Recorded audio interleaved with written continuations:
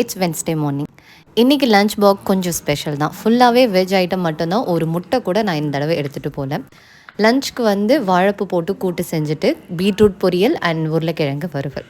Actually நான் கூட்டுக்கு வந்து வெறும் உருளைக்கிழங்கு மட்டும்தான் செய்யலான்னு பார்த்தேன். ஆனால் கடையில் அன்றைக்கி நாங்கள் வாங்கிட்டு வரும்போது ஒரே ஒரு பீட்ரூட் மட்டும்தான் மித்து வாங்கினார். 2 பேருமே சாப்பிட மாட்டோம். ஒரு ஆளுக்கு மட்டும் தான் பிடிச்ச ஐட்டம்ன்றனால அவர் ஆசையாக வாங்கினார். சரி, ஓகே, அவருக்காகன்னு இந்த பொரியல் செய்யலாமேன்னு தான் செஞ்சுருந்தேன்.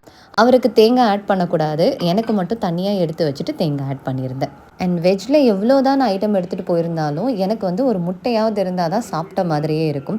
அட்லீஸ்ட் இல்லைனா ஏதாவது மிக்சர், சிப்ஸு, அப்பளம் அந்த மாதிரியாவது இருக்கணும். வீட்டில் அந்த மாதிரி பொரிக்கிற ஐட்டம் எதுவுமே இல்லை. ஸோ லஞ்ச் வந்து எனக்கு சாப்பிட்றதுக்கு கொஞ்சம் கஷ்டமாக தான் இருந்தது.